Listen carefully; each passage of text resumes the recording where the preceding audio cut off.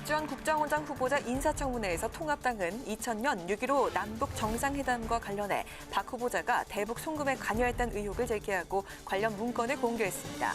박 후보자는 자신은 관련이 없고 당시 정부 돈이 1원도 들어가지 않았다며 의혹을 부인했습니다. 민주당은 행정수도 이전 TF 첫 회의를 열고 본격적인 공론화에 나섰습니다. 통합당은 부동산 실패를 덮기 위한 국면 전환용이라고 비판하고 있지만 당내 일각에서 논의가 필요하다는 주장도 나오고 있습니다.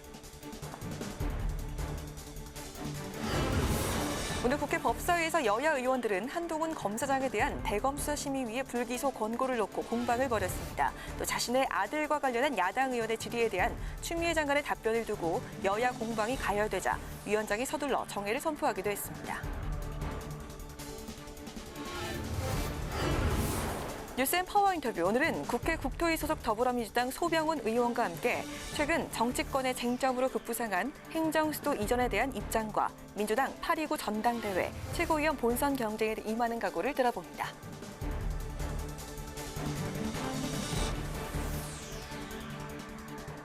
안녕하십니까. 7월 27일 의정종합뉴스 뉴스엔 시작하겠습니다. 야당이 송곳 검증을 예고한 박지원 국가정보원장 후보자의 인사청문회에서는 날선 공방이 이어졌습니다. 민주당은 통합당의 적과 내통이라는 발언을 비판하면서 박 후보자의 업무 수행 검증에 나선 반면 통합당은 불법 대북 송금과 학력위조 의혹을 제기하면서 박 후보자를 거세게 몰아붙였습니다. 보도에 박지영 기자입니다.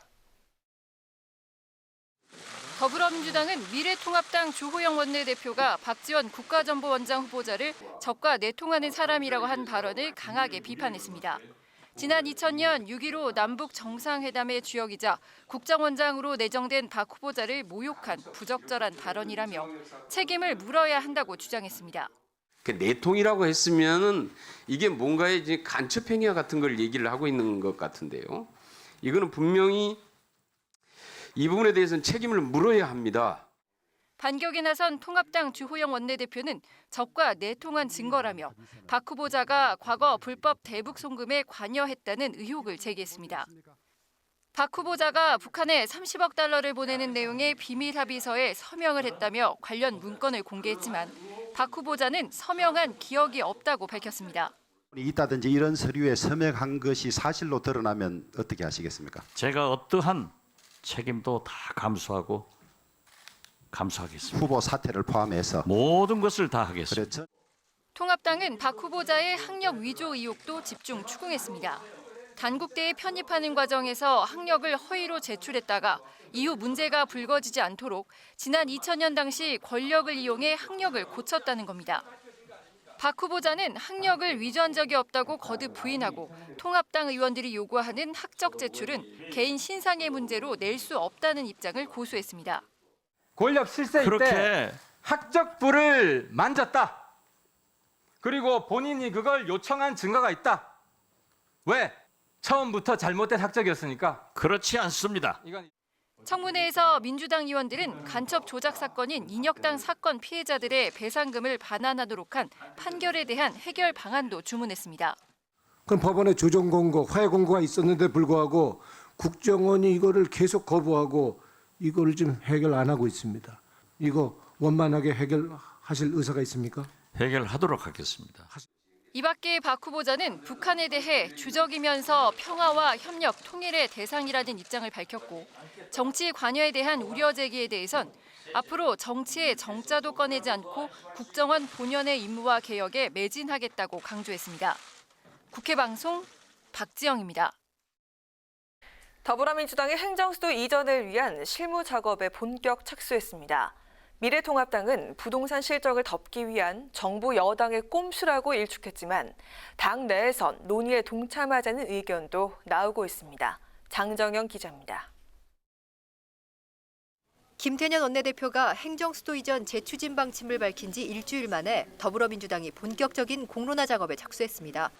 행정수도 완성 추진 TF가 첫 회의를 연 건데 김태년 원내대표는 2022년 대선까지 기다리지 않겠다며 행정수도 이전의 속도전을 예고했습니다. 2020년을 행정수도 완성의 원년으로 만들겠습니다. 대선까지 시간 끌지 않고 그 전에 여야가 합의할 수 있는 안을 만들어내는 것이 중요합니다. TF는 행정수도 세종, 경제수도 서울이란 밑그림을 그려놓고 구체적인 로드맵을 마련하는 동시에 방법면에서 개헌과 국민투표, 여야 합의를 통한 특별법 제정 등 여러 안에 대한 검토에 나설 방침입니다. 미래통합당은 정부 여당이 부동산 실정을 덮기 위해 꺼내든 국면 전환용 꼼수라고 거듭 비판했습니다. 특히 민주당이 행정수도 이전에 대한 굳건한 생각이 있다면 내년 서울시장 보궐선거에서 확인하자고 주장했습니다.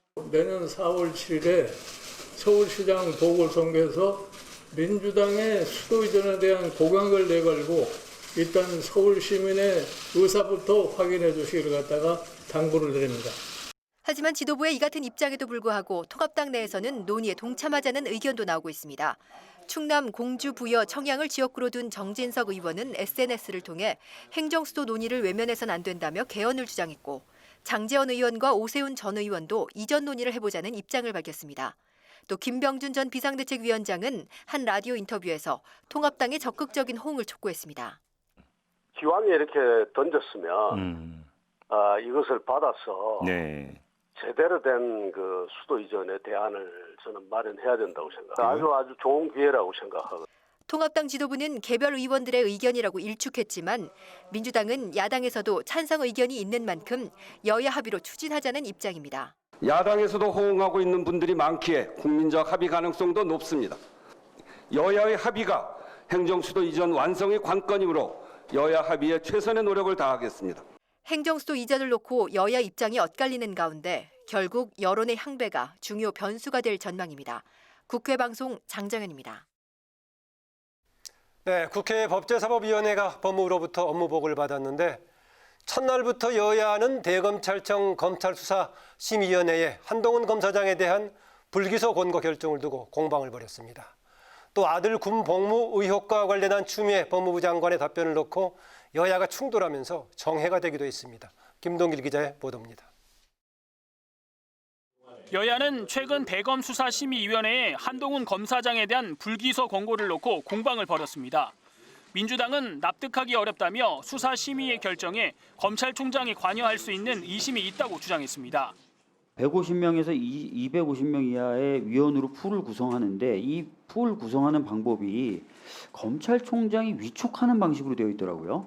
총장이 일방적으로 위촉하고 또 그 위촉된 위원들에 대해서는 비공개 대검 예규를 만들어놨기 때문에 사실은 깜깜이다 하는 것이. 반면 통합당은 여당이 수사심의의 필요성을 주장해놓고 원하는 결과가 나오지 않자 수사심의를 비난하며 개선을 요구하고 있다고 비판했습니다. 검찰의 민주적 통제라는 그 명분에 참여한 15명의 심의위원들의 인격과 어떤 전문성 또 그 지성을 깡그리 뭉갠 비난이라고 이렇게 판단을 하고 있는데 또 민주당은 검언유착 의혹 사건에 추 장관이 수사 지휘권을 행사한 것은 타당한 조치라며 추 장관을 엄호했습니다. 이번에 H 검사장 사건 때도 검찰 스스로가 이것 엄격하게 그리고 가장 빠르게 수사해라고 지시가 나왔더라면 법무부 장관 여기에 개입하셨을 겁니까? 안 했겠죠. 통합당은 추 장관 아들의 군 복무 기간 중 휴가 미복귀 의혹을 문제 삼았습니다. 누군가가 부탁을 했든지 청탁을 했든지 압력을 넣었기 때문에 그게 이제 연장이 됐다고 저는 보는데 병가하고 개인 연가 사용 자체가 그 규정에 따라서 정상적으로 지금 제가 그 진행된 것으로 그러면 그렇게 알고 있고. 이 사건을 수사하고 있던 고기영 서울 동부지검장이 법무부 차관으로 발령난 의혹을 제기하는 과정에서 추 장관과의 설전도 벌어졌습니다. 지금 장관이 그 자리에 앉아서 소설을 쓰고 있네. 우리 소설가입니까 국회의원들이? 질문 같은 질문을 하세요. 여기에 여당 의원들이 통합당의 의혹 제기에 강하게 반발하면서 전체 회의가 중단되기도 했습니다. 국회 방송 김동길입니다. 국회 문화체육관광위원회가 지난 22일 고 최숙현 선수 사건과 관련해 청문회에 참석하지 않은 가해 혐의자들을 고발하기로 했습니다. 보도에 양윤성 기자입니다. 문체위는 경주시청 트라이애슬론팀 김규봉 감독과 운동처방사 안모 씨, 장윤정 선수를 국회 청문회에 불출석한 혐의 등으로 고발하기로 했습니다. 앞서 문체인은 이들에게 동행 명령장을 발부하고 지난 22일 오후 5시까지 청문회에 출석할 것을 요구했지만 끝내 응하지 않았습니다. 동행 명령을 거부할 경우 국회 증언감정법 제13조에 따라 5년 이하의 징역에 처할 수 있는 만큼 이번 고발은 상임위 차원의 강력 조치란 평가입니다. 또 불출석 사유가 정당하지 않다고 판단한 선수 3명과 청문회에 참석했지만 위증 의혹이 불거진 김응삼 경북체육회 체육진흥부장도 고발하기로 했습니다. 이어진 회의에선 근절되지 않는 스포츠 폭력에 대한 정부 대처가 도마에 올랐습니다. 최 선수의 사건 외에도 알려지지 않은 수많은 유사 사례들이 지금 계속해서 드러나고 있습니다. 국회에서 아무리 법을 만든들 현장에서 이러한 법의 실행 여부가 철저히 관리 감독되지 않는다라면 이런 일은 계속해서 반복될 것 같습니다. 정부가 태릉골프장 부지를 활용한 주택 공급 방안을 밝힌 것에 대한 의원들의 질타도 이어졌습니다. 태릉골프장 중 일부가 세계 문화유산 완충구역인데 문화재청의 입장 표명이 전혀 없었다는 겁니다. 태릉 강릉의 역사 문화 환경 보존 지역과 중첩되며 그다음에 세계 문화유산 완충구역에 해당하고 개발 행위 시 국가 지정 문화재 현상 변경 허가를 받아야 하는 구역이죠. 네, 맞습니다. 네네. 이에 대해 문화재청이 입장을 밝힌 적 있나요 혹시? 한편 문체인은 총 50여 건의 법안을 상정하고 본격적인 심사에 착수했습니다. 국회 방송 양윤선입니다. 네, 국회 농해수위에서는 3번의 추경과 이번 한국판 뉴딜에서도 농업 분야 예산이 너무 적게 반영됐다는 지적이 나왔습니다.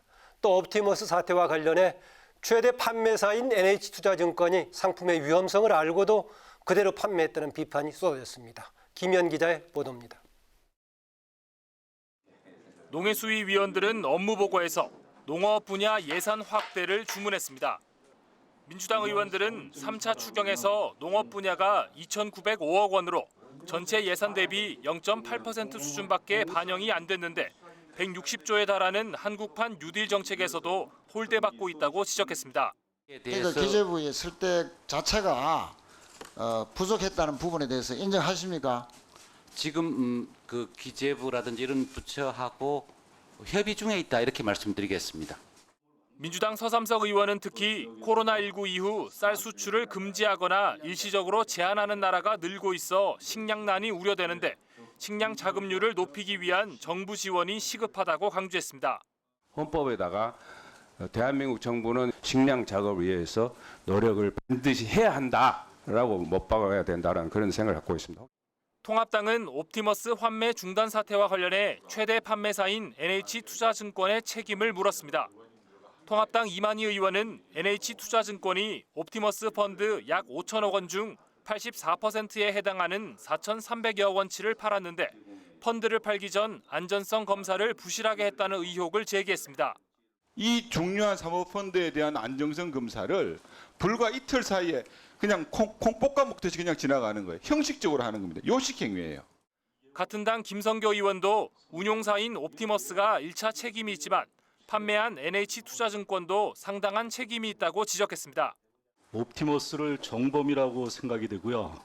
NH투자증권은 종범이라고 보는 겁니다. 정영채 NH투자증권 사장은 책임질 일이 있으면 책임지겠다며 사과했습니다. 국회 방송 김희연입니다.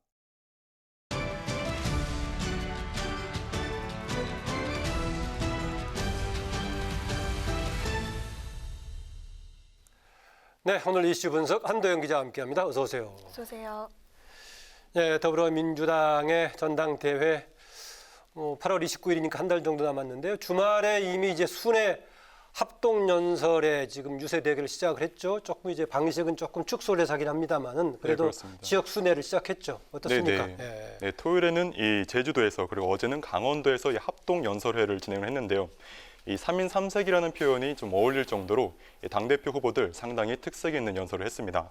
먼저 이낙연 후보는 지금 상황을 위기로 진단하고 위기에는 위기의 리더십이 필요하다고 강조했는데요. 또 여성, 또 노인 같은 약자들의 아픔에 민감하게 대처하는 정당으로 만들겠다고 했는데 민주당 인사들의 성춤은 말실수를 의식한 걸로 보입니다. 예. 또 김부겸 후보는 자신은 4차례 선거를 담당할 대표가 될 거라고 7개월짜리 당대표 논란이 있는 이낙연 후보를 간접적으로 비판을 했고요. 또 지역 감정을 넘어서 국민을 하나 되게 하는 민주당을 완성하겠다고 말했습니다. 박주민 후보는 젊음을 강조하고 시대를 교체할 수 있는 정당을 만들겠다고 했는데 이 후보들의 발언 차례대로 보시겠습니다. 어떤 사람은 왜 이낙연이어야 하느냐고 묻습니다. 저는 말합니다. 저는 국가적 재난을 극복한 경험을 많이 가졌기 때문입니다. 위기에는 위기의 리더십이 필요합니다. 이 태풍이 올라오고 있는데 아유 선장이 나 여기서 그만 좀 내릴래 이럴 수는 없다고 봅니다. 당장 서울 대구에 이 당의 명운이 걸린 이 재보궐선거 누가 책임지고 치러내겠습니까? 국민 속으로 들어가는 정당, 국민과 소통하는 정당을 만드는 일에 젊음이 약점이 됩니까? 시대를 교체하자고 말씀드리는 것입니다, 여러분! 네, 후보들 발언 보셨는데요. 네. 전당대회 결과에 영향을 미칠 만한 변수 어떤 게 있을까요? 네, 일단 지금으로서는 이 큰 변수 하나 그리고 작은 변수 2개가 있다고 말씀드릴 수 있겠습니다. 가장 큰 변수는 이 친문들의 표심입니다. 이 친문 표심이 이낙연 후보에게 어떻게 작용할지에 대해서 이 2가지 상반된 예상이 있는데요. 이 친문이 이낙연 후보를 지지하지 않을 거다라고 보는 입장에서는 이낙연 후보의 독주 체제에 대해서 일종의 견제 심리가 있을 거다. 그래서 라이벌인 김부겸 후보에게 힘을 실어줄 거라고 봅니다. 반대로 친문이 이낙연 후보를 지지할 거다 이렇게 보는 입장도 있는데요. 이 문정부의 초대 총리를 지낸 이 후보가 이 문정부의 이 국정 철학을 계승하는 위치에 있다는 거고요.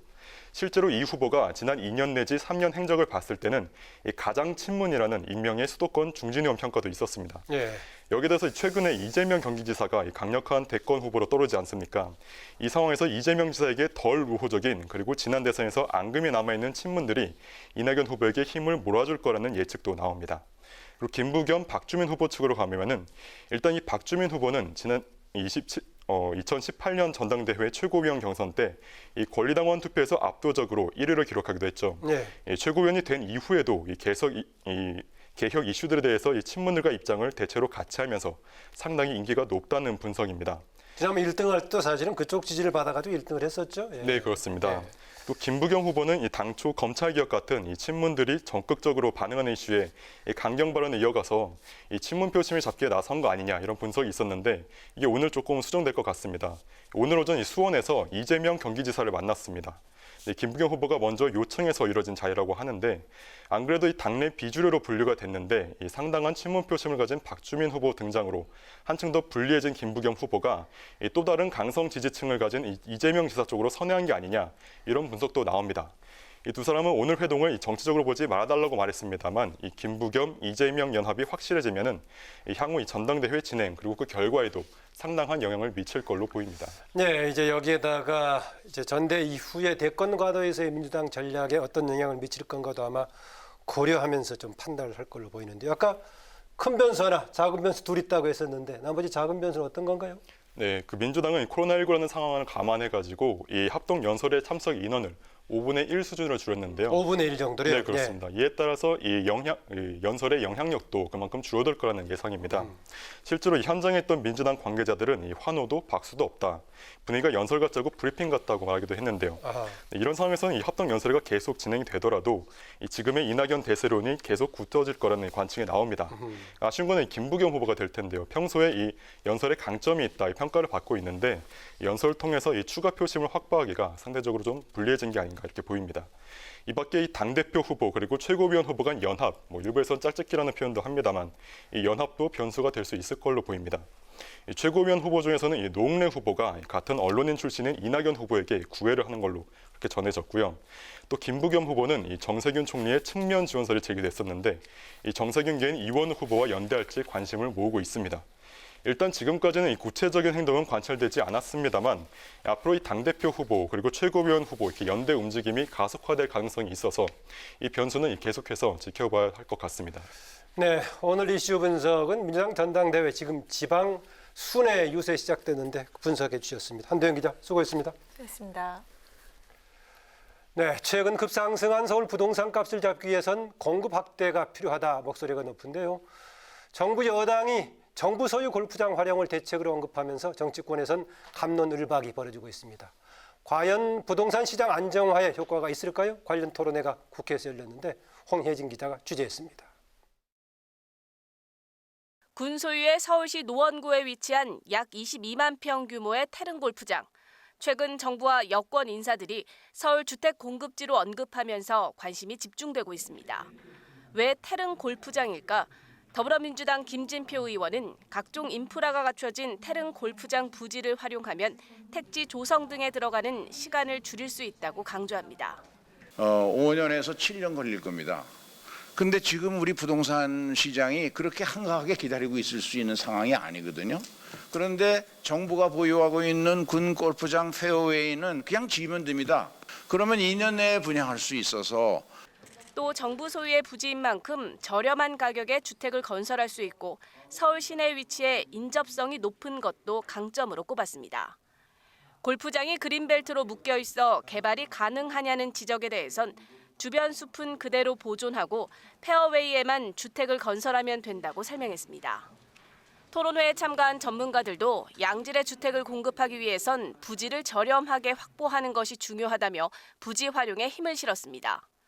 토지 가격이 저렴할수록 임대료가 낮아진다. 이게 바로 국유지 같은 무상으로 부지를 확보할 수 있는 것이 최상의 방안이라고 할 수가 있습니다. 전문가들은 또 태릉 골프장에 민간 분양주택이 아닌 청년과 신혼부부 등을 위한 공공임대주택을 건설해야 한다고 주장했습니다. 최근 2030 세대를 중심으로 평생 내 집 마련을 못할 것 같은 불안 심리가 증가하고 있다며 태릉 골프장을 활용하면 단기간에 10,000 가구 이상을 공급하면서 주택시장 과열화를 막을 수 있다고 설명했습니다. 골프장 부지 활용에 대해 미래통합당은 근본 대책이 아니라는 입장입니다. 통합당은 도시재생 사이클에 따라 재건축, 재개발을 검토해야 한다고 주장합니다. 인접성이 높고 저렴한 부지 확보가 가능한 정부 소유의 골프장을 활용하면 막힌 주택 공급에 숨통이 틀 수 있을 것으로 보입니다. 하지만 이미 뛸 대로 뛴 서울 집값을 잡고 수요를 충족시킬 근본 방안이 될 수 있을지는 미지수입니다. 국회방송 홍혜진입니다. 정부의 수도권 공공시설 운영 제한 조치 완화에 따라 국회 도서관이 오늘 다시 문을 열었습니다. 5달 만인데요. 하지만 코로나19가 완전 종식되지는 않은 만큼 이용자들은 방역 수칙을 꼭 확인해야 합니다. 강민재 기자입니다. 코로나19 확산 예방을 위해 5달 가까이 휴관했던 국회 도서관이 다시 문을 열었습니다. 재교관 첫날, 궂은 날씨에도 많은 시민들이 찾았습니다. 거리두기 안내 발판에 맞춰 줄을 길게 서고 예약 확인과 발열 검사를 거쳐야 하지만 시민들의 표정은 밝습니다. 너무 오래 기다려가지고요. 반갑고요. 제가 신청한 도서가 있는데 벌써 6, 7개월 지나버려가지고 그동안 정말 기다렸거든요. 앞으로도 코로나 시국이 빨리 해결이 되어서 보다 많은 시민들한테 오픈이 되는 그런 도서관이 됐으면 하는 바람입니다. 하지만 코로나19가 종식되지 않은 만큼 도서관은 생활 속 거리두기를 바탕으로 운영되고 있습니다. 우선 하루 최대 이용 인원을 200명으로 제한해 너무 많은 사람이 몰리지 않도록 했습니다. 이 때문에 하루 전 온라인 사전 예약은 필수입니다. 이용 신청은 전날 9시부터 할 수가 있습니다. 국회 도서관 홈페이지에 들어와서 신청 및 예약을 누르면 국회 도서관 이용 예약 페이지가 나옵니다. 이곳에서 인증을 받은 뒤 이용 예약 신청을 누르면 다음 날 예약이 완료됩니다. 그리고 모바일로도 할 수가 있습니다. 매주 월요일에서 금요일 오후 2시부터 5시 반까지 운영되며 야간과 주말은 별도 공지가 있을 때까지는 운영하지 않습니다. 사전 열람 신청도 최대 5건까지 허용해 빠른 이용이 가능하도록 했습니다. 또 대민 업무가 발생하는 데스크는 물론 열람석, 검색대에 비말 가림막을 설치해 비말이 튀는 것을 방지했고 이용자 간 거리 확보를 위해 자리 사이를 비웠습니다. 또 도서 소독기도 추가 배치했습니다. 다만 도서관 식당과 국회 구내식당 이용은 제한됩니다. 200명 정도 이렇게 받기 위해서 의자를 재배치하고 의자 간의 일정한 거리를 유지하기 위해서 칸막이를 설치하고 이렇게 해서 코로나 바이러스의 만반의 준비를 마쳤습니다. 국회 도서관이 문을 활짝 열고 국민들의 책을 통한 문화생활이 활짝 펼쳐질 수 있도록 그런 역할을 다하고 싶습니다. 국회 도서관은 코로나19의 추이를 보면서 운영 시간과 이용 인원을 확대할 계획입니다. 국회 방송 강민지입니다. 당정이 추진하는 임대차 3법 중 2법이 포함된 주택임대차보호법 개정안이 법사위에 다수 상정됐습니다. 세입자의 계약갱신 청구권을 보장하는 계약갱신 청구권자는 2년의 계약기간을 한 번 연장하는 안, 2회 연장하는 안, 횟수 제한 없는 안 등이 올라왔습니다. 전월세 상한제는 계약갱신 시 보증금과 임대료를 기존 대비 5% 이상 올리지 못하게 하는 내용으로 당정은 소급 적용안을 추가 검토 중입니다. 당정은 임대차 3법 중 남은 전월세 신고제를 담은 부동산 거래신고법 개정안은 국토위에 상정하고 다음 달 4일 본회의까지 임대차 3법 모두를 처리한다는 방침입니다. 미래통합당 초선 의원들이 국회의장단의 중립적인 회의 진행을 요청하는 항의 서한을 박병석 국회의장과 김상희 국회 부의장에게 전달했습니다. 통합당 초선 의원들은 지난 22일부터 사흘간 진행된 대정부 질문에서 국회의장단이 추미애 법무부 장관 등 부적절한 태도를 보이는 국무위원을 즉각 제지하지 않고 눈치를 살피는 모습을 보였다고 지적했습니다. 또 여당 초선 의원들의 야당 공격 발언에 대해 자기 정치적인 입장을 말할 수 있다고 감싼 것은 적절치 않다고 비판했습니다. 김영춘 국회 사무총장은 국회 환경 개선과 시설 유지에 힘쓰고 있는 현장 직원들을 격려했습니다. 김 총장은 오늘 본관 청소 근로자 대기실을 방문해 현장 직원 대표들과 간담회를 갖고 청소, 승강기, 시설 관리, 조경 직원들에게 떡을 전달했습니다.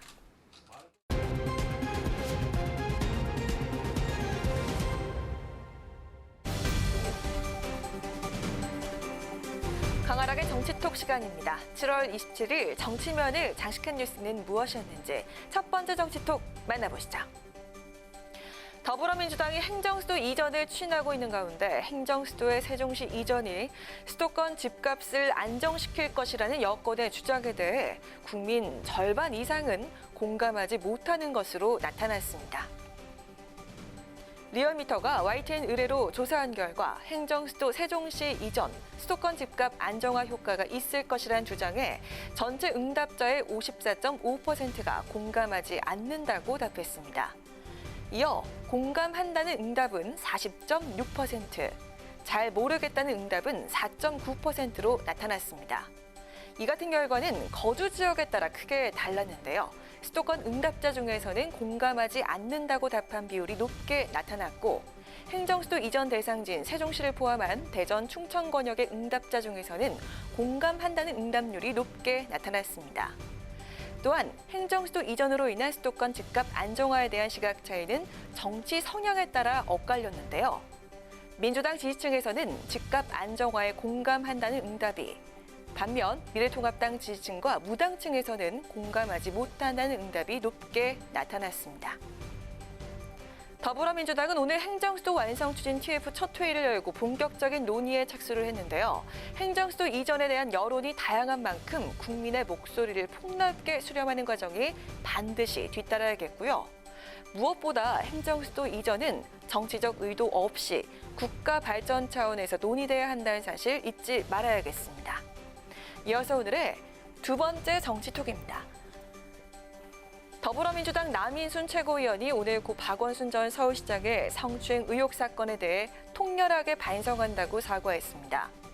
남 최고위원은 여성운동가 출신으로 민주당 젠더폭력대책특별위원장을 맡고 있는데요. 그동안 박 시장 사건에 대한 입장 표명을 요구받았지만 침묵을 지켜서 비판을 받아왔습니다. 민주당 지방자치단체장의 연이은 성폭력 사건은 여성 유권자들을 분노케 하였고 저부터 통렬하게 반성합니다. 너무나 참담한 마음과 자책감이 엉켜서 많은 어려움이 있었다는 것을 양해 부탁드립니다. 이상입니다. 남인순 최고위원 오늘 더불어민주당 최고위원회의에서 박 전 시장을 직접적으로 언급하진 않은 채 연인 소속 지방자치단체장들의 성폭력 문제에 대해서 공개적으로 사과했습니다. 이어 여성 최고위원으로서 당의 어젠다를 젠더 이슈를 우선순위로 이끌어가는데 많은 장애와 어려움이 있었다며 일례로 어렵게 젠더 폭력 상담 신고센터 설치 규정을 만들었지만 전담 인력을 배정받지 못해 선거 기간에만 외부 전문가를 쓸 수밖에 없었다고 토로하기도 했습니다. 또한 남 최고위원은 선출직 공직자의 위력에 의한 성폭력 문제를 뿌리 뽑기 위해선 권력관계, 성불평등 문제를 성평등으로 전환해야 한다고 강조했는데요. 이를 위해 당대표가 지명하는 최고위원 2명을 여성으로 뽑는 방안을 차기 당 지도부에 제안하기도 했습니다. 남인순 최고위원 조만간 민주당 국회의원 전원을 대상으로 성인지 감수성 강화 교육을 실시하고 성희롱 예방 교육을 위한 다양한 콘텐츠를 만들어가겠다고 밝혔는데요. 일각에서 사후 약방문이라는 비판도 제기되고 있는 만큼 철저한 예방 대책과 함께 재발 방지를 위한 보다 근본적인 방안이 마련되어야겠습니다. 마지막으로 세 번째 오늘의 정치톡입니다. 그렇게 해도 안 떨어져요. 집값. 더불어민주당. 이 나라 믿을 수 없는 게 수돗물뿐일까? 최근 눈길을 사로잡는 회실 배경막을 선보여온 미래통합당. 오늘은 아름다운 수도 서울, 의문의 1패라는 문구를 내걸었습니다. 이번엔 어떤 메시지를 담은 걸까요? 오늘 통합당 비대위 회의장 벽면에는 아름다운 수도 서울, 의문의 1패라는 배경막이 걸렸습니다. 서울을 천박한 도시라고 언급한 이해찬 대표의 발언에 정면으로 겨냥한 건데요. 이 대표, 지난주 열린 세종시청 토크 콘서트에서 서울 한강을 배 타고 지나가면 무슨 아파트 한 평에 얼마라는 설명을 쭉 해야 한다. 이런 천박한 도시를 만들면 안 된다고 말해서 논란을 빚고 있습니다. 이에 통합당 아름다운 수도 서울이 황당한 모욕을 당했다는 뜻을 배경막의 문구에 담았다고 하는데요. 논란이 확산되자 민주당은 이 대표의 발언은 세종시를 품격 있는 도시로 만들자는 취지라며 서울의 집값 문제, 재산 가치로만 평가되는 현실에 안타까움을 표현한 것이라고 해명했습니다. 한편 통합당은 집값 폭등과 수돗물 유충 사태 등 최근 여당의 실책을 배경막으로 지적하는 이른바 배경막 정치를 펼치고 있는데요. 정당이 국민에게 하고 싶은 말을 압축적으로 표현하는 배경막 정치를 통해 국민적 공감대를 얻겠다는 전략으로 메시 효과를 극대화했다는 평가가 나오고 있습니다. 통합당, 김종인 비대위 체제 출범 이후 배경막에서부터 다양한 변신을 시도하는 모습입니다. 통합당은 앞으로 또 어떤 배경막 문구로 국민의 눈길을 단숨에 사로잡을까요? 이상 강아락의 정치톡이었습니다. 국회가 통째로 세종시로 이전해야 합니다.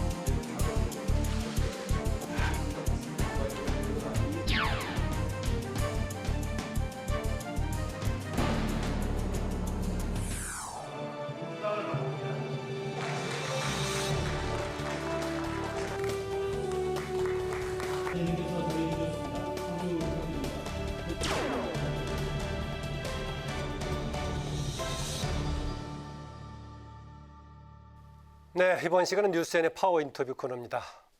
수도권 집값을 잡기 위한 여권발 행정수도 이전론이 전국의 중심으로 떠올랐습니다. 재점화된 행정수도 이전 논의에 여야 정치권 또 갑론을박을 벌이고 있는데요. 이런 가운데 또 민주당에선 차기 지도부를 선출할 당권 레이스가 본격적으로 시작이 됐죠. 지금 최고위원은 컷오프도 진행이 됐고요.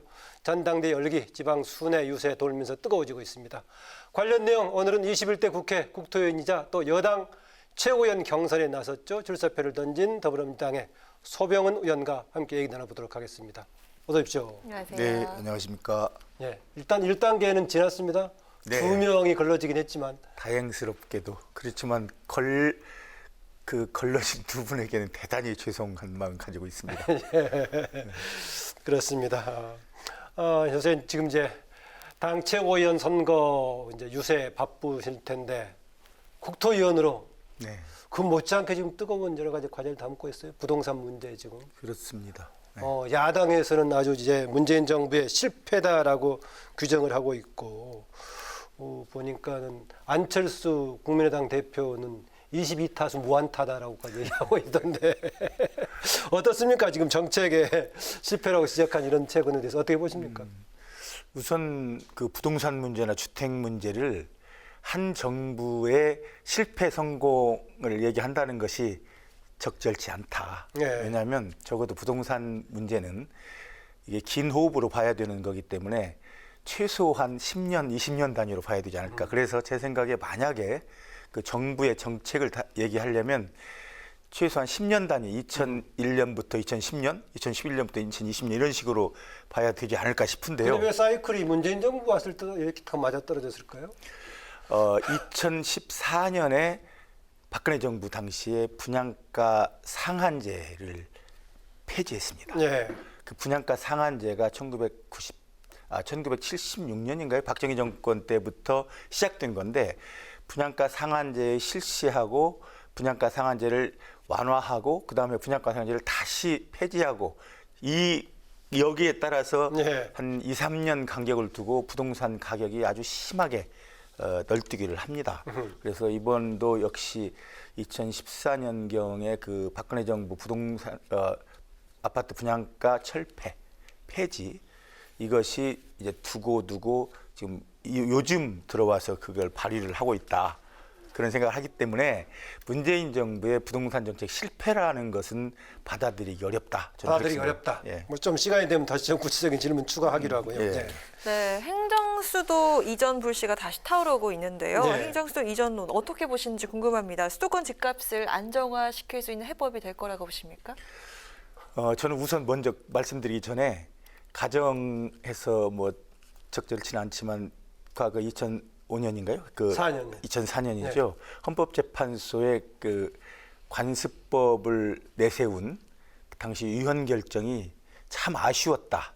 그리고 당시의 위헌 결정이 나지 않았더라면 지금 우리나라의 모습이 어떻게 변했을까를 생각하면 정말 더 아쉽습니다. 아마 대한민국 지도가 달렸을 거다. 법을 보니까 수도 이전 문제를 대통령의 승인사항으로 당시 특별조치법을 만들어서 법의 구성 양식도 좀 문제가 있지 않았었나 그런 느낌이 들긴 합니다. 그러니까 이제 그 부분을 지금 여야 할 것 없이 지금 아주 수도권에 편중되는 그런 현상을 막기 위해서는 여야가 함께 다시 법을 만들어 가지고 시행할 수도 있다. 그렇게 그때 본격적으로 됐으면 아주 좋았을 거다. 그럼요. 저는 그렇게 생각합니다. 예.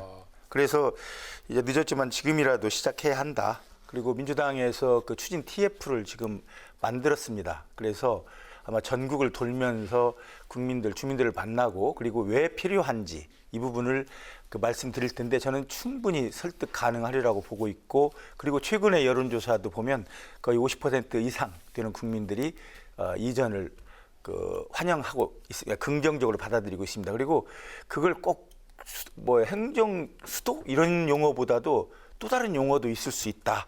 글쎄요. 그런데 지금 생각합니다. 청와대 국회까지 포함해서 전부 다 옮긴다는 얘기면은 행정이란 수식어를 붙일 필요가 없는 수도 이전인데 왜 자꾸 행정수도라고 하죠? 그걸 꼭 수도라는 개념보다도 국토 균형 발전을 위해서 국토를 재조정한다. 아하. 지금 우리 국토부에서도 아마 내년부터 국토 5개년 종합계획이 시작되거든요. 그래서 그런 종합계획으로 수도 차원이 아니고 우리 좁은 한반도에서 모든 국민이 잘 살 수 있는 그런 어떤 구조를 만들어준다는 것. 그런 차원이라면 꼭 수도 이전 이런 용어를 하지 않아도 국민들을 충분히 설득할 수 있다. 저는 그렇게 생각합니다. 공권 균형 발전 그런 용어를 써야 된다는 그렇죠. 얘기네요. 예. 지금 국토의 11%밖에 되지 않는 수도권에 전 국민의 50%가 넘었습니다. 이건 앞으로 더 집중 현상이 될 텐데. 예. 네, 어떻습니까? 지금 이렇게 하면은 지금 현재 이렇게 나와 있는 이번에 당장은 어쨌든 간에 뭐 당에서는 다른 얘기 하고 있기도 합니다만은 강하게 밀어붙인 배경에는 직접적으로는 지금 걷잡을 수 없는 서울의 집값 관련 문제도 같이 맞물려 나온 거 아니냐 이런 얘기 있습니다. 그래서 과연 이게 해법이 될 수 있을까? 지금 보자면은 혹시 또 옮기는 지역에 그쪽만 또 바람을 더 놓고 서울은 서울대로 있고 그런 거 아니냐 얘기도 있습니다. 그러니까 정부 정책이 그 효과를 내기 위해서는 사실은 여야 할 것 없이 이런 문제는 정치적인 문제가 아니기 때문에 협조를 해야 되고 언론까지도 우리 지금 상황을 정확하게 판단을 해서 어느 것이 이 나라의 미래에 좋은지를 나는 판단해 줘야 된다고 생각합니다. 네. 그래서 이런 문제는 그 단순히 어떤 그 집값의 문제보다도 그리고 부동산의 문제보다도 이 나라의 미래 가치를 좀 다뤘으면 좋겠다 그런 네. 생각이 듭니다. 네, 행정수도 이전론이요. 부동산 민심 악화 등 악재를 돌파하기 위한 네. 여당의 국면 전환용 카드라는 비판도 정치 있고요. 전략으로 나온 거다. 네, 또 차기 대선을 고려해가지고 의제를 선점한 것이라는 그런 해석도 나오고 있습니다. 이 부분 어떻게 보십니까? 어제 그 이해찬 대표께서 하신 말씀이 떠오르는데요. 저도 야단 맞을지 모르지만 천박한 서울을 만들지 않겠다였거든. 만들지 말자인데 천박한 서울이라는 것만 땄지 않습니까? 네. 저도 이런 식의 접근은 천박한 접근이다. 저도 그렇게 생각합니다. 정책적으로 접근을 해주고. 전 제가 얘기한 건 아니고 인용한 겁니다. 예, 저도 그냥 그 접근을 그렇게 생각한다. 저도 개인적인 생각입니다. 예. 아까 이제 뭐 집값 오르는 것은 여러 가지 그동안의 큰 사이클로 봐야 된다라고 얘기를 했습니다. 그래서 좀 그거 보기로 하고요. 네. 그 얘기할 때마다 이제 비판하는 쪽에서는 다른 사람도 그런데 꼭 이전 탓을 하더라 그런 얘기를 합니다. 그런 걸 좀 바로 잘 잡으라고 이제 새 정부를 이제 밀어주고 했는데. 그러니까 누구를 탓하기 시작하면요, 예. 그 본질을 벗어나게 됩니다. 그러니까 흔히 사람들 싸울 때도 실컷 왜 밟았어 그러다가 너 나이 몇 살이야 라는 식으로 그 탓은 지금 때가 아니다 뭐 이런 얘기도 하지 않습니까? 네. 그리고 일부 그 지역 충남 지역에 있는 야당 의원들은 뭐 생각해볼 문제다 이런 식으로 얘기를 하는데 이게 단순히 그 자기 지역의 문제 그리고 자기 개인의 문제보다는 나라 전체적인 문제 차원에서 봐야 된다. 그래서 그런 식으로 그 탓하고 이런 누구를 탓하는 것보다도 정말 미래를 같이 걱정하면서 함께 해결해 나가자 그런 생각으로 가야지 이걸 뭐 무슨 용인이 뭔 용돈이 이런 식으로 접근해서는 안 된다. 저는 그렇게 생각합니다. 네, 이번엔 주제를 한번 바꿔볼까요? 더불어민주당 전당대회가 이제 한 달가량 앞으로 다가왔는데 누가 최고위원이 되느냐 이 부분도 굉장히 관심이 뜨겁습니다. 의원께서 최고위원 경선에 출마를 하셨는데 먼저 출사표를 던진 이유가 좀 궁금한데요. 솔직하게 얘기해 주세요. 제가 그렇습니다. 여기 뭐 물론 그 국회 방송이고 야당도 볼 텐데 저는 지금 우리 민주당으로서는 가장 중요한 것이 정권을 재창출하는 거다라는 생각을 합니다. 그리고 정권을 재창출하기 위해서는 지금 우리 문재인 정부가 성공해야 된다. 성공적으로 마무리를 해야 된다. 그런 생각을 또 하고 있습니다. 그리고 문재인 정부가 성공적으로 마무리하기 위해서는 우리 정부의 관료들 이분들이 적어도 그 당과 청와대와 함께 그 지금 이 마무리에 참여를 해야 되는데 제가 이제 나름 그런 결심을 한 건 제가 그동안에 당에서 주요 당직들을 쭉 해오면서 뭐 여러 회의에 참석을 했습니다. 초기에는 이제 정책위 상임부의장 하면서 당정청 저는 전대 관리를 한 적도 있는 것 같던데요. 예, 이번에 이제 후반부에는 이제 조직부총장 하면서 이제 2020 총선을 이제 전반적으로 처음부터 쭉 다뤄왔습니다. 그 과정에서 그 회의에 참석하게 되는데 최고위원 같으면 이제 저는 이제 그냥 당직자이기 때문에 배석인데요. 그걸 보다 보면 예컨대 회의가 비공개 최고위가 있고 그 다음에 30분 후에 공개 최고위를 합니다. 근데 비공개 최고위에서 나오는 그런 발언들은 정부에 좀 섭섭한 것이나 좀 왜 이걸 안 할까 이런 얘기들을 합니다. 그렇지만 그걸 공개 최고위에서 얘기하면 또 당과 정부 간의 불화 이런 얘기를 하니까 거기에서 제가 느꼈던 것이 시간이 갈수록 그리고 우리 정부가 지금 후반부에 들어들수록 당의 이야기를 잘 안 듣는 경향이 있다. 예컨대 가까운 예로 우리 재난지원금 같은 경우도 비공개 회의에서는 굉장히 그 격렬한 서로 얘기들을 오갔습니다. 왜 아니 그걸 지금 그 재정 건전성 문제를 지금 얘기할 때냐 국민들이 다 힘든데 그때도 강하게 정부에 얘기했었고 결국은 이제 시행이 됐습니다만은 최근에 부동산 문제도 당에서는 취득세 부분을 꽤 중요하게 봤습니다. 예. 그 1가구 2주택부터 취득세를 좀 강화하는 것. 근데 그것이 반영이 안 돼요, 잘. 그래서 제가 이제 그 정권 후반기에 들어서는 최고위에 종부세, 양도세가 70대책에 많이 나왔죠. 그랬죠. 예. 우리 당에서는 2주택부터 취득세를 좀 강화하는 그런 얘기를 했는데 그런 부분을 포함해서 이번 최고위에 꼭 들어가서 최고위에서 공개 발언을 좀 하고 싶다. 정부에게. 예. 정부라는 게 우리 대통령이 계신 그 청와대가 아닌 그 큰 정부가 아닌 관료들이 운영하는 정부. 예. 그 정부에게 적어도 당과 그리고 당에서 만든 우리 문재인 정부와 이 정부의 마지막 마무리를 잘하기 위해서 함께 가야 된다. 지금 복지부동하거나 아니면 왜곡시키는 경우까지 간다면 절대 안 된다. 저는 그런 문제를 아예 공개적으로 좀 얘기하고 싶습니다. 그때그때 네. 부딪힐 때마다. 그래서 나왔습니다. 네, 현실적인 전략 관련해서는 지금 최고위원들은 투표권자들이 투표를 하는 거죠. 그렇습니다. 투표하니까 지금 이제 컷오프 남은 분들이 8분 남았고 또 대표도 뽑으니까요. 예. 서로 짝짓기 연대 같은 게 있을 건데 공개적으로 누구하고 한다는 얘기는 못 하겠지만 이미 서로 한 2명씩 이렇게 연대야근 해가지고 진행이 되고 있겠군요. 그건 확실치가 않습니다. 제가 보기에도 하고 있으실 것 같은데요. 그건보다도 아마 그 당 대표나 최고위원들의 그 예컨대 정책 얘기할 때 네. 유사한 정책들이 발견될 수는 있습니다. 그렇지만 그걸 서로 의논하고 하지는 않지만 이게 지금 2번 진행했지만 진행하면서 보니까 생각이 좀 비슷하다 하는 부분은 제가 좀 느낄 수가 있었습니다. 네. 요새는 보니까 이제 국토위원이신데 네. 김현미 이제 국토부 장관뿐만이 아니라 추미애 장관도 상당히 국토부 쪽 지금 부동산 관련 문제를 많이 하시던데 어떻습니까? 당에서 정책 마련하는데 많은 도움이 됩니까? 어떻습니까? 그렇습니다. 그 내용에 동의를 하고 않고를 떠나서 제가 좀 전에 말씀드린 당에서 입각한 정치인 장관들이 아마 저와 비슷한 생각을 했으리라고 저는 그렇게 봅니다. 예. 답답할 겁니다.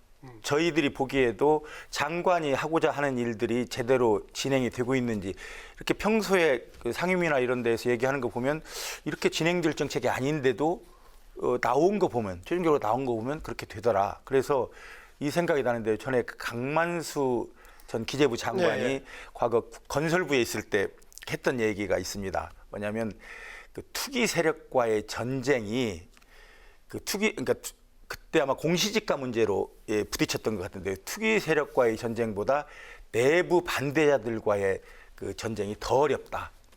아마 장관들께서도 그 내부에서 본인 그 장관들께서 하고자 하는 정책들이 내부에서 부딪힐 수도 있다. 그런 점에서 국회에서 말씀하시는 게 아닌가 저는 그런 생각도 합니다. 네, 처음에는 좀 흥행에 난항이 있지 않을까 생각을 했었던 최고위원 경선에 10명이 지원을 하면서 예비 경선까지 치러졌는데요. 또 이런 흥행의 당내 분위기가 어떤지 궁금한데요.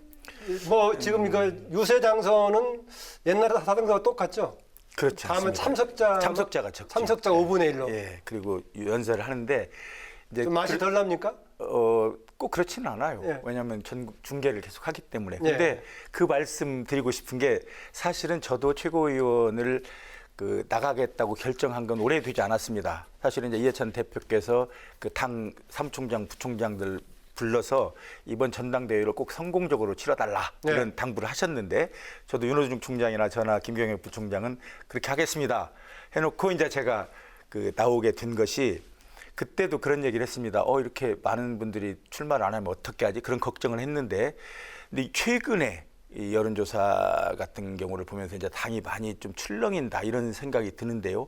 그런 걸 보면서 아마 의원님들이 걱정스러워서 뭔가 좀 당을 위해서 일을 좀 해야 되지 않나 이런 생각을 하지 않았나 싶습니다. 네. 그래서 갑자기 많아졌어요. 그러니까 뭔가를 해야 된다 지금 우리가. 원택 전대라는 조건에 비춰본다면 굉장히 지금 주목받고 흥행을 이루고 있다라고 봐야겠네요. 그러면. 그렇죠. 예. 저는 그렇게 생각을 합니다. 네, 이렇게 출사표를 던지신 만큼 본인만의 강점이 있다면 이제 방송 인터뷰 출연하신 김에 한번 말씀 나눠봐도 좋을 것 같은데요. 짧은 유세입니다. 네. 제가 지난 2018년에 이제 이해찬 대표가 들어서면서 제가 이제 조직부총장을 맡았습니다. 네.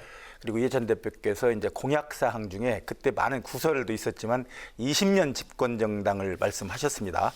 20년 동안 집권을 해야 되겠다. 그러려면 당이 정비돼야 된다. 해서 2018년 후반기부터 우리 이제 그 당직자들에게 그런 준비를 좀 했으면 좋겠다. 그런 말씀하셨습니다. 그래서 2018년 말부터 2020 총선 그 기획단을 어느 정도 그 내부적으로 만들어 가지고 시작했던 게 이제 당 현대화 추진 특별위 그것부터 만들었습니다. 그게 이제 사실은 당 현대화 특위가 우리 이해찬 대표의 가장 큰 공약 중에 하나였습니다. 투명하게 그리고 시스템 정당을 만들자. 네, 시스템 그리고 얘기는 강조했었죠. 바로 그 이어서 이제 1월경에 그 총선 공천 제도 기획단을 만들었습니다. 그건 이제 선거 1년 전에 아예 룰을 정해가지고 누구도 바꾸지 못하게 공천을 정말로 정확하게 하자, 정직하게. 그리고 이제 그 뒤에 이제 지금 제 얘기입니다. 제가 그 일을 2개 다 맡고 그 다음에 맡아 있는 게 이제 조직강화 특별위원회를 맡았는데요. 제가 당 조직. 그래서 그때 이제 전 253개 지구당 당무감사를 했고 그때 이제 사구지구당 출연해서 그때 서 의원님 이름이 기억이 납니다. 예. 이제 그 이후에 이제 그 선거에 임박해서는 이제 그 총선 출마자들에 대한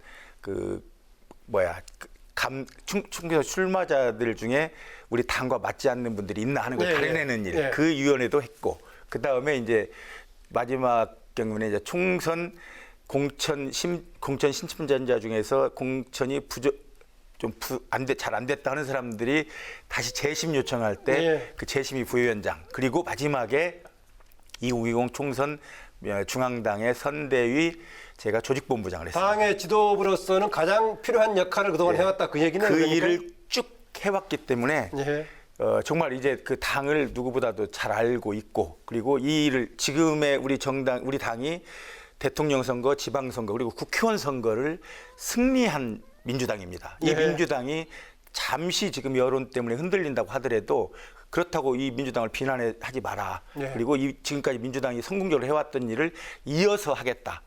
그 이어서 하는데 과거에 했던 사람이 한 사람쯤 있어야 되겠고 그 일을 제가 하겠다는 겁니다. 그래서 정권 재창출까지 가겠다. 이런 말씀 드리겠습니다. 네, 지금 서 의원님께서 최근에 이제 더구나 국토위원 소속이시니까 부동산 문제에다가 수도권 이전 그리고 당에서 지금 전대를 준비하는 과정에서 최고위원으로 나선 배경 정권 재착출의 목표까지 말씀하셨는데요. 큰 틀에서 보자면 이제 20대 이어서 21대 재선 들어오셨는데 그렇습니다. 앞으로 의정 활동 계획 포부를 짧게 얘기 주시면서 마무리할 겁니다. 예, 제가 21대 들어와서 이제 처음 시작한 일이 미리 준비는 했었는데 기본소득법을 제출하는 겁니다. 기본소득법이 제가 제출할 당시만 해도 크게 그 사회에서 주목을 못 받았기 때문에 그대로 국회 이제 입법처에 가서 바로 나오면 제출할 생각이었는데 그 과정에서 아주 불이 붙었습니다. 그러다 보니까 국회 입법처에서 그걸 쉽게 검토가 안 되고 여러 가지 그냥 고쳐야 되는 당 관련된 중요한 일은 다 서 의원님 관련돼 있네요. 예, 그걸 이제 제가 1호 법안으로 내려다가 늦춰져 가지고 지금 이제 기본소득법을 내는 일하고 기본소득 관련해서 기본소득 연구 포럼을 국회에 만들었습니다. 그걸 제가 대표위원을 맡았고. 그건 뭐 당을 떠나서 넘어서 있는 거. 그렇죠. 그건 이제 여야가 함께 하는 거고요.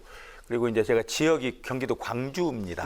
경기도 광주는 정말 2,500만 수도권을 위해서 상수 빨금을 주기 위해서 정말 피해가 컸던 곳인데 그곳에 이제 그런 희생에 대한 특별한 보상도 있어야 되겠다. 그래서 그동안에 많이 어려웠던 그 교통 문제, 이 문제를 해결해야 된다. 그래서 제가 국토위를 지원한 것도 그 중 하나 이유가 있는 겁니다. 네, 지역을 위한 계획까지도 말씀 주셨습니다. 오늘 말씀 고맙습니다. 네, 고맙습니다.